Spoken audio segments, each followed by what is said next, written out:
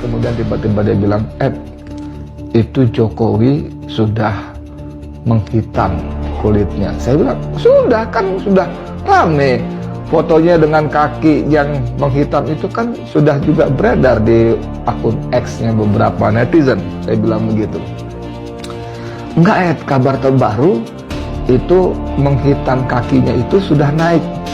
Sudah ke arah paha, bahkan kemaluan dan ke pinggang. Ya Allah. Assalamualaikum warahmatullahi wabarakatuh. Edi Mulyadi di dalam akun X-nya menulis, Dr. Tifa, Roysrio, Rismon, Naslira, kulit bagian bawah Jokowi yang menghitam makin ke atas, benarkah?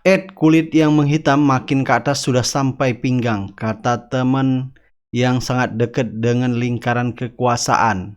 Sebentar lagi dia mati. Nah, ini disampaikan oleh Edi Mulyadi yang merupakan wartawan FNN yang mempunyai channel YouTube juga, membeberkan bahwa kondisi Jokowi semakin memprihatinkan di channel YouTube-nya. Jadi informasi tersebut dia dapatkan dari orang lingkaran kekuasaan katanya di saat dia mengunjungi yaitu Aceh Taming Jadi Edi Mulyadi waktu itu ke Aceh dan dia mendapat informasi tersebut.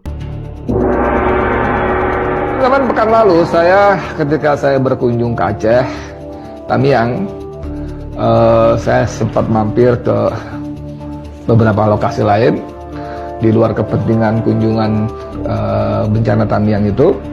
Saya ketemu dengan seorang yang sangat dekat dengan lingkar kekuasaan. Kita ngobrol ngalor ngidul dan kemudian tiba-tiba dia bilang, itu Jokowi sudah menghitam kulitnya. Saya bilang, sudah rame. Fotonya dengan kaki yang menghitam itu kan sudah juga beredar di akun X-nya beberapa netizen. Saya bilang begitu. Enggak, kabar terbaru itu menghitam kakinya itu sudah naik. Sudah ke arah paha, bahkan kemaluan dan ke pinggang. Ya Allah. Saya bilang, saya bilang gitu kan, karena ini teman-teman dekat kan, usia pun beda beberapa bulan sajalah. Saya bilang, tahu loh.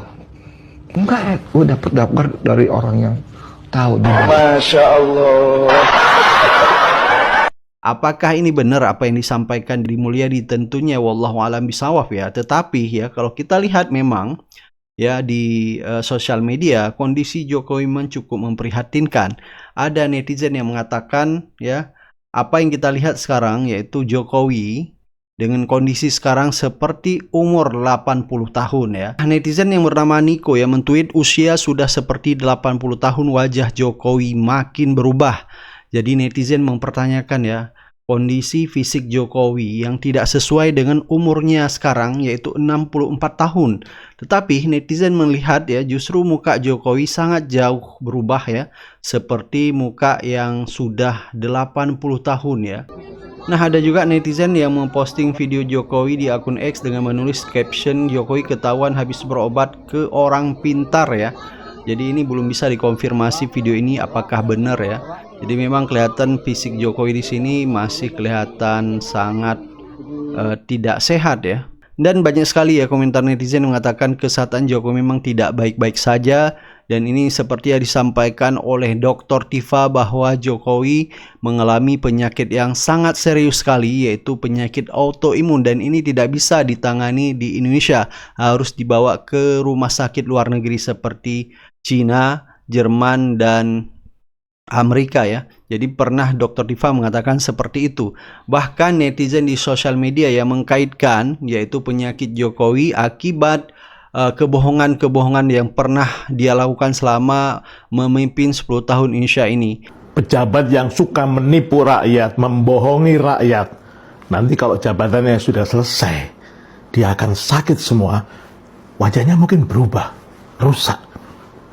Ternyata itu ada penjelasannya dalam Al-Quran medis. Ya buka ya.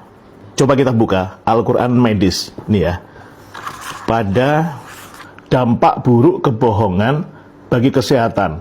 Itu penjelasan surat Al-Baqarah ayat 9. Kita buka ayatnya Al-Baqarah ayat 9. Di sini dijelaskan tentang Hadis medisnya menjelaskan dampak buruk kebohongan bagi kesehatan. Ternyata fakta ilmiah pada jurnal kesehatan, kebohongan dapat meningkatkan hormon stres yang menyebabkan menurunnya sistem imun, gangguan tidur, dan masalah kardiovaskular. Macam-macam. Ada hadis medis, ada jurnal kesehatan. Sampai beredar di sosial media, yaitu 350 orang rombongan 7 bus asal Banyumas ya mendoakan kesehatan Jokowi di kediaman Jokowi pada tanggal 18 Januari 2026 ya. Situasinya sekarang mantan Presiden Joko Widodo ini sakit berat, autoimun yang berat dan agresif. Dokter firm soal itu. Firm. Oke. Kan ada ilmu namanya assessment at distance. Oke, Jadi kita udah telemedicine sekarang. Aduh, kalau nggak bisa Saya nggak punya ilmunya, jadi saya sambil nama Atona lah. Silakan. melihat segala sesuatu itu kita udah nggak usah harus. Jadi bapak keluhannya apa pak? Enggak usah. Iya kan? Iya. Udah halo dok segala macam bisa tanya sama dokter melalui virtual. Jadi saya lihat kebetulan karena saya juga mempelajari ilmu imunologi, jadi saya tahu aduh ini kasihan nih beliau nih gitu kan.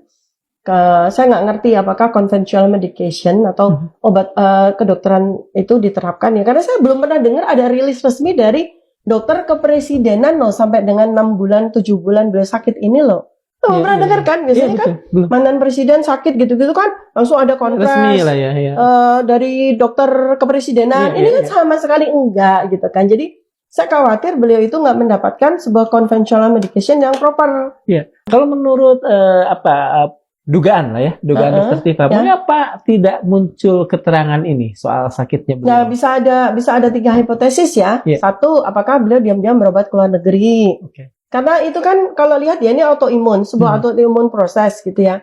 Itu kan ada yang namanya flare up, flare down, flare up, flare down. Jadi orang yang mengalami autoimun fluktuatif gitu ya? Iya, jadi dia lagi muncul sign symptomnya, wah langsung bengkak-bengkak semua, merah-merah semua, sampai mengelupas semua gitu. Nanti tiba-tiba lo kok mulus gitu kan? Kok jadi mulus tapi kayak moon face gitu ya. Karena memang steroid. Jadi itu kan flare up, lagi muncul semua tanda gejalanya. Kemudian flare down, kelihatannya sehat seperti itu. Tapi masalahnya adalah yang di dalam itu nggak bisa begitu. Itu hanya bukan organ-organ yang di dalam. Jadi sebenarnya autoimun itu kan sebenarnya kan Allah Subhanahu wa taala itu maha baik ya. Kepada orang autoimun tuh diberitahu apa yang terjadi di dalam organ-organmu yang sel-selnya itu saling merusak satu sama lain, saling berperang satu sama lain, saling bertempur satu sama lain. Kan bukan cuma kulitnya aja yang rusak, bukan cuma rambutnya aja, mohon maaf ya jadi botak, enggak. Itu representasi dari apa yang terjadi pada organ-organ, termasuk ginjal, termasuk sistem darah, termasuk liver, termasuk jantung dan sebagainya. Itu pun otak juga itu mengalami kerusakan yang sama dengan yang kelihatan. Jadi sebetulnya kebaikan Allah itu harus dilihat gitu loh. Bukan kemudian malah denial, mengatakan saya cuma alergi atau apa. Aduh, saya sedih sekali gitu. Bahkan saya sampai beberapa ketemu dengan salah satu dari komisioner sama Prof X gitu ya. Seandainya Dokter Tifa diminta untuk mengobati Pak Jokowi, lebih dari mau. Karena saya dokter. Dokter itu panggilannya begitu. Bahkan saya itu selain SIP ya, kalau mau praktek ya, bisa saya tuh punya SID nih, surat izin dokter. Ini berlaku internasional. Kalau SIP surat izin praktek. Surat izin praktek. Kalau ini SID ya, atau surat penugasan ya. Surat izin dokter itu berlaku internasional. Jadi misalnya ada naik pesawat, terus tiba-tiba ada orang yang shock atau kemudian mengalami atrial fibrillasi, sakit jantung, serangan jantung. Itu stewardess ya, petugasnya siapa dokter? Kita langsung. Betul. Enggak, Anda punya SIP enggak? Jadi itulah ya. Jadi kita ya udah bawaan gitu loh, bahwa kalau ada yang sakit, Pak Jokowi mau berobat sama Dokter Tifa. Sumpah Hipokrates kan begitu juga ya? Iya, gitu loh. Jadi itu bukan mentang-mentang ini ya, itu termasuk bagian dari mediasi ya. Enggak lah, ini kemanusiaan gitu. Dan enggak ada apa-apanya di situ gitu.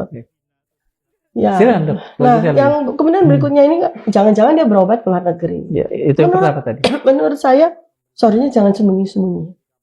Kita semua rakyat itu pengen tahu juga kan. Kan kita juga tenang juga ya kalau ada seseorang yang saya berobat tapi saya percayakan ke luar negeri.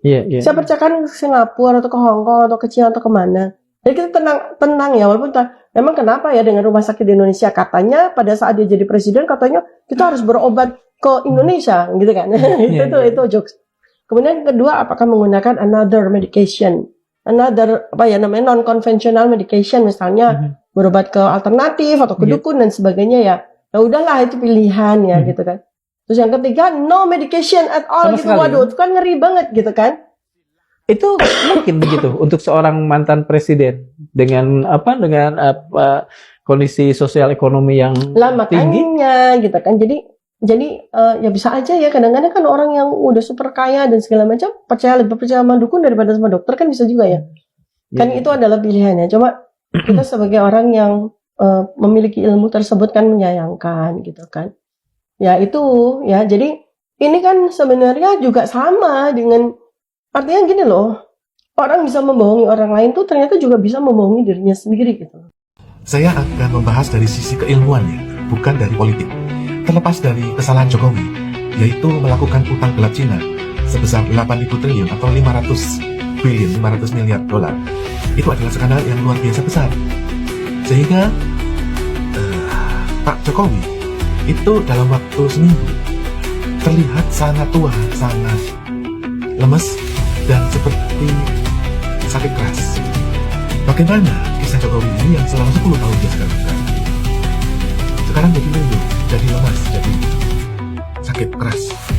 Negara Kesatuan Republik Indonesia berdiri bukan hadiah dari Jepang.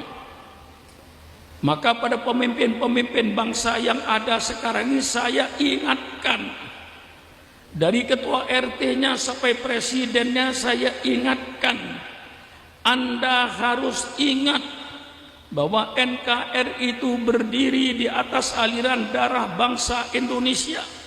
NKRI berdiri di atas cucuran air mata bangsa Indonesia.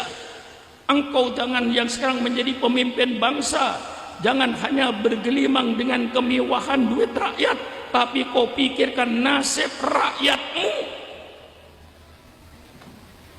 Jangan enak-enak jadi bupati, jangan enak-enak jadi gubernur, jangan enak-enak jadi menteri, jangan enak-enak jadi presiden. Pakaianmu itu duit rakyat, mobilnya itu duit rakyat, kasur yang kau tempati tidur itu duit rakyat. Maka hati-hati jadi pemimpin di Indonesia ini. Jangan mimpi bangsa Indonesia ini korupsi akan habis. Selama bangsa Indonesia termasuk pejabat pemerintahnya masih mau makan barang haram, masih mau makan najis, mau pakaian haram, rumah haram, jangan mimpi korupsi akan hilang di Indonesia ini. Kapan korupsi akan hilang? Korupsi akan hilang di Indonesia kalau syariat Islam berjalan. Syukran Mamun bicara. Kalau bangsa Indonesia termasuk pejabat pemerintahnya sudah tidak mau makan barang haram, tidak mau baju haram, tidak mau rezeki haram, insya Allah korupsi tidak usah diberantas, hilang dengan sendirinya. Selama bangsa Indonesia termasuk pejabat pemerintahnya masih mau makan barang haram, masih mau makan barang najis, jangan mimpi korupsi akan habis. Bikin 100 KPK, korupsi akan lebih lancar.